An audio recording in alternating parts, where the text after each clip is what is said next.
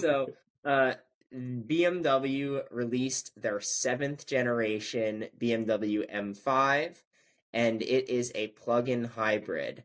Now, I may get a lot of hate from the BMW fanboys in the comments, but I'm just going to make a blanket statement. BMW M Performance, dead, means absolutely nothing anymore. Because this new car, we're going to talk all about the stats, but there's one stat that I need to read first, and it just blows me away.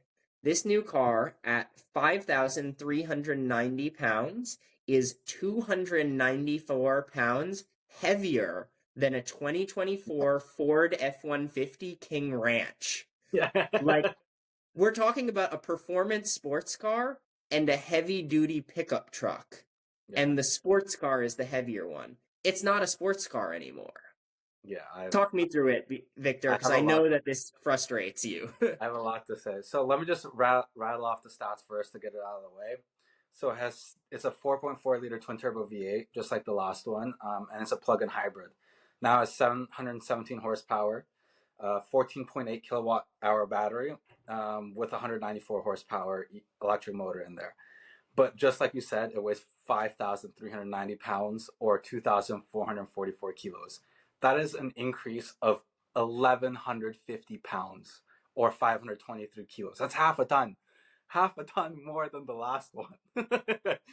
Okay, it weighs more than a Tesla Model S Plaid. Like, why even go for the thing? Why would you spend your money? It's gonna be way over 100,000, close to 200,000, I'm sure, when Yeah. you can get a custom Model Plaid that's way faster, more comfortable, quieter, weighs less, probably performs better. Like, there's no reason to get this thing. It frustrates me to no end how bad this is. Like you said, BMW M Performance is dead. There's a famous quote by the head of M in the 90s. They asked him, why don't you make an M8? They had the 8 Series back then with the V12. They're like, why don't you make an M8? He's like, because the 8 Series is too heavy. It doesn't make any sense. Why would we make a big, heavy M car? Now you have the G90. This is the current generation M5, the new one, the G90. It weighs more than, like you said, an F-150 King Ranch. It makes zero sense whatsoever. I avoided even reading about this thing once I saw that stat. I was like, okay, it got worse and worse and worse and worse. The M5 was a cool car from back in the E28 days, tiny little car that you can throw around. The E39 with a V8 and a stick, the E60 with a V10, and then like it was such a cool car through so many generations, and now they just blatantly killed it. What is the point? Why even bother? Like, it has no relevance in the sports sedan world. Like, zero. Like, it makes zero sense, and I I'm done with it. Like, I don't even want to like look at BMWs anymore. Like, the last good one is the G82 M2. That's, or sorry, F82 M2. Other than that, after that, BMW has done shit. It's Yep. done nothing at all. Like, it's awful.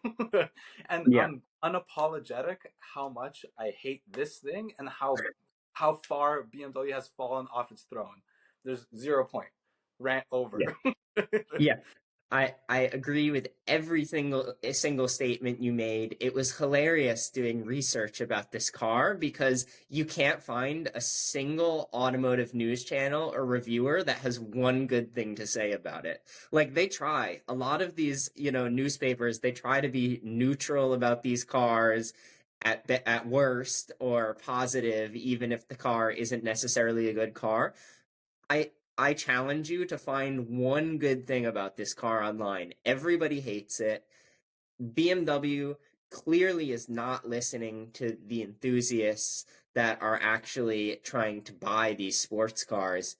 And that's really the dichotomy of car brands right now. You have some brands that are listening to their enthusiasts, that are making cars that people want and understand, yes, the world is moving towards electric technology. Yes, plug-in hybrids are going to be the future for the majority of cars.